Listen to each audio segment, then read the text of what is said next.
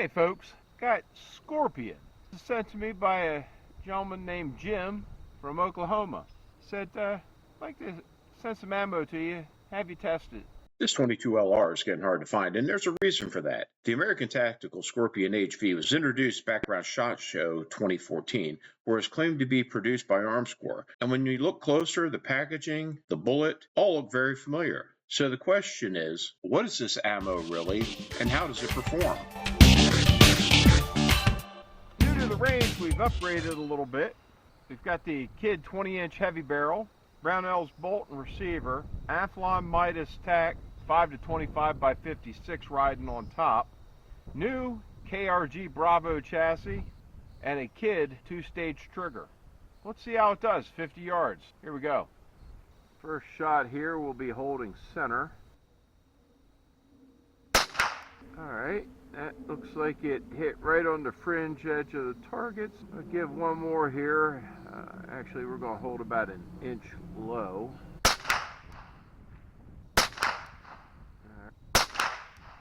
That's 4 first-round foulers there.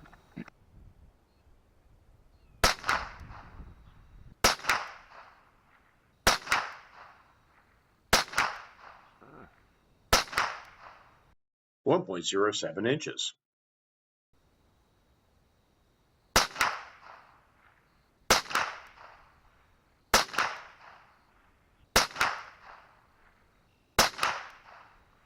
1.3 inches.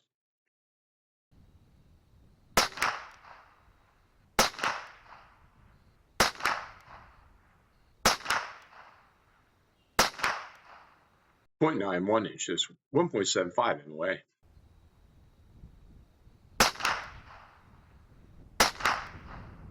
A little gust is picked up right to my back coming out of the north.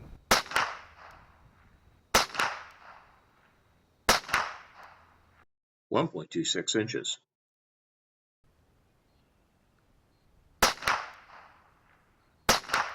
Ugh.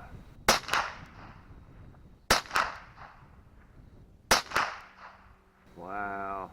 1.42 inches.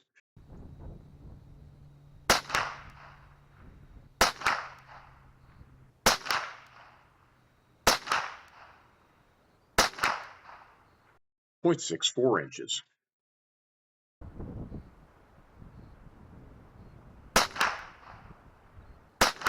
Stuff is definitely a wild ride. Wow. 1.87 inches. Alright, we had one that primer strike. Let's index it. See what we've got here. Back to holding at the bottom of the green.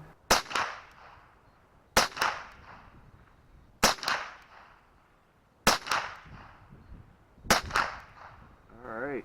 1.54 inches. There folks, there you go. Scorpion, high velocity. Let's go down and check that out.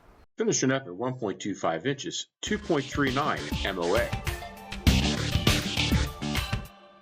American Tactical Scorpion, high velocity. We're going to send it through the CZ457, 50 yards, see how it does. Be interested to hear from you folks. Have you shot this ammo before? What were your experiences? This stuff all seemed to shoot high through the 1022, and I am going to hold about an inch low. I have no clue where that went.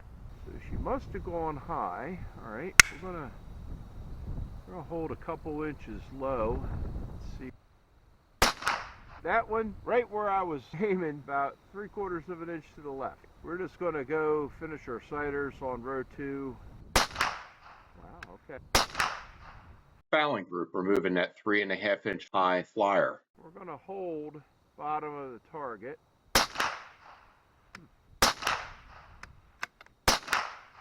Wow. Not sure what the deal was there, folks. Alright, went that time. Huh. 0.98 inches. Oh. Bolt is definitely harder closing.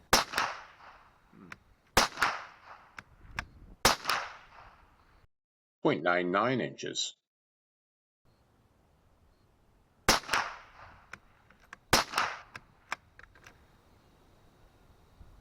And just by the looks of these rims look pretty thick.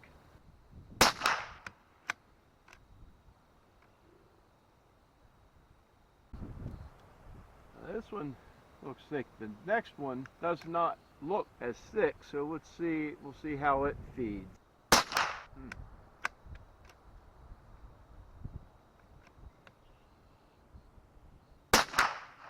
1.54 inches after having to readdress the target 3 times.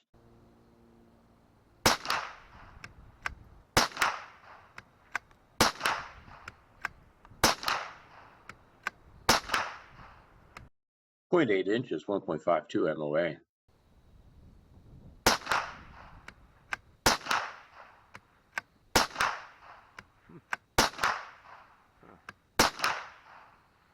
1.07 inches.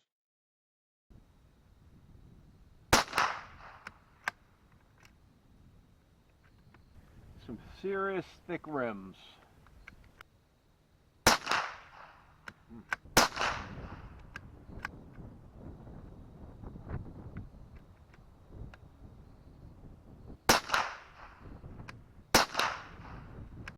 .53 inches.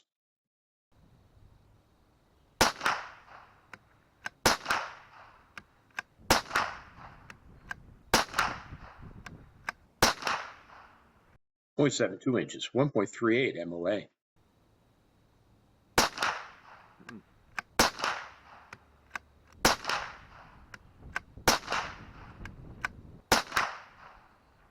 1.26 MOA. All right, folks, there you have it. Scorpion, high velocity. Let's go down and check that out. Finishing up with an overall group average of 1.11 inches, 2.12 MOA. Hey folks, we're continuing our test with the American Tactical Scorpion. High velocity, actually I think it's probably hyper velocity from what we saw out of the rifles. We're going to run it through the TX22, 20 yards on 3-inch steel. Let's see how it does.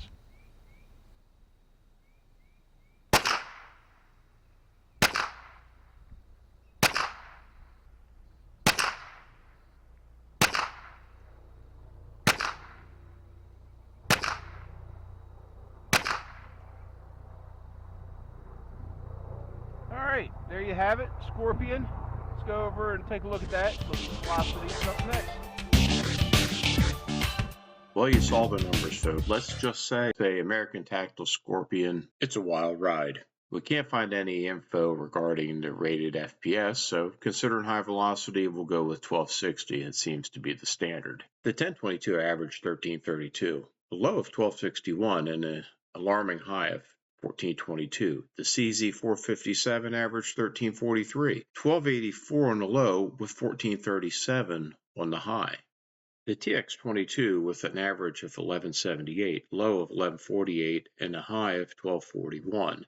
Overall, we had an alarming SD between 30 and 37 with an extreme spread in triple digits across all platforms, reminiscent of some old arm score high velocity that we tested. I sampled 4 rounds of American Tactical Scorpion, and here's what we found. From 50.91 to 53.32, we had a total weight variation of 2.3 grains. Rim thickness checked in with 20 thousandths of an inch variation. With a high of 0.43 and in bolt closing issues, I believe they were much higher than that. With an average of 2.16 grains, the bullet weight variation coincided with the total cartridge variation. A shiny gray duplex build. If there was a bright spot, it's powder, with only 0.13 grain variation across the cases we sampled. Things got a little sloppy again, with 0.22 grain variation in the case weight, pointing to an uneven priming compound application. While the majority of the case weights were in the 12.6 grain area, weight sorting would definitely help. It would still be problematic with a 0.2 grain powder and case weight variation. With stack tolerances like this, it's no surprise that it failed on the market and on paper. So after running American Tactical Scorpion HV, here's where it lands. In the 1022, we saw an 1.25 inch group average of 50 yards, with the CZ457 tightening up slightly to 1.1 inches. Velocity averaged in the mid-1300s, but consistency is the limiting factor, with standard deviations in the 30s and extreme spread over 150. Reliability was mostly solid, but we did have one failure to fire with a good rim strike. It fired on the second attempt. Build-wise, total cartridge weight varied about 2.3 grains, driven mostly by bullet variation, while powder charges stayed relatively consistent. However, rim thickness variation did cause an occasional bolt closure issues in the CZ457. Overall, this is a functional, budget, high-velocity load. Accuracy is average, and while it runs in most cases, the dimensional velocity variation keep it from being a precision option. That's my take on Scorpion HV. Let me know if you've had any experience with this round. I want to hear from you. What do you want to see tested next? Until next time, Crafty Fireman's 10-7.